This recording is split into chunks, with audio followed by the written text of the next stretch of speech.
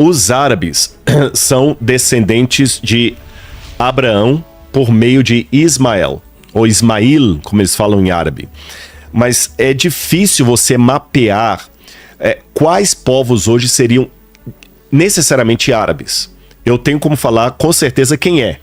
E outros que podem ser, podem não ser. Por exemplo, o pessoal que está em Dubai, Doha, esses lugares são povos realmente árabes. Os jordanianos são árabes, embora os jordanianos no passado parece que houve mistura com o povo edomita, que vinha por Esaú, que eu falei com vocês. Então a Arábia Saudita é árabe. Então Meca, Medina, o Maomé, árabe puro. Tá certo? Agora o que acontece? Depois que Maomé morreu, ou mesmo antes da morte dele, começaram a haver conquistas árabes muçulmanas. E vários países se converteram para o islamismo. Por exemplo, a Etiópia, o norte da África ali, vários países, a Líbia, você tem o que hoje é o Marrocos. Eles até entraram pelo estreito ali até alcançar a Península Ibérica e tomaram Portugal e Espanha. E vários povos aí foram se convertendo para o islamismo. Então esses povos se converteram para o Islã.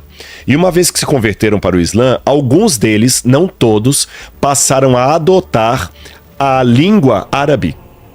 Por exemplo, o Egito. O Egito deixou de falar copta e passou a falar árabe depois que se converteu para o islamismo. Mas os egípcios, eles não são árabes, eles são camitas.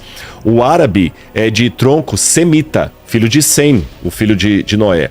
Os egípcios são de tronco camita, de Cam. Os cananeus também são de tronco camita. Então os libaneses também não são árabes, eles são fenícios. E a origem dos fenícios pode, como eu falei com vocês, vir desse tronco camita e também os próprios palestinos. Se você pegar os filisteus da época bíblica, os filisteus vieram da região do Mar Egeu. Os palestinos são uma mistura de vários povos.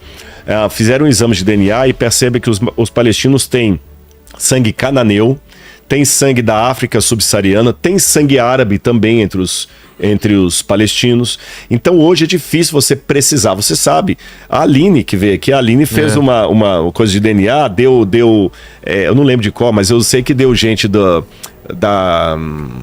fugiu da Polônia, deu gente do Iraque, deu um monte de coisa. Os próprios judeus hoje têm sangue que vem do Iêmen, do Iraque, de vários lugares. Então é difícil falar quem que é hoje o puro sangue árabe. O que eu posso dizer a vocês é o seguinte: primeiro, nem todo povo que tem maioria muçulmana é árabe. A exemplo, Turquia e a Pérsia, que seria o Irã. A Turquia fala turco, o Irã fala persa. O Egito é camita e fala árabe. Agora, durante o período do Império Turco-Otomano, quando o Império Otomano começou a cair, esses países que falavam árabe começaram a formar uma liga. Liga essa que preocupou muito a Europa. Daí a intervenção à Europa para desenhar o mapa do Oriente Médio. E esses países passaram a se chamar Liga das Nações Unidas. Liga das Nações Árabes. Liga Árabe das Nações, corrigindo. Liga Árabe das Nações. O que ameaçou, porque se todos esses países árabes se unissem num só, seria uma potência que ameaçava a Europa. Tá certo? Liga Árabe das Nações. Então por isso que o Egito hoje é chamado de um país árabe, como o Iraque também é chamado de país árabe, tá certo? Mas a origem do povo iraquiano é o povo elamita. É o povo elamita. Então eu não sei se respondi assim, deu um briefing, sim, né? E eles são descendentes de Abraão. Os árabes são descendentes de Abraão por via de Ismael, ou Ismail.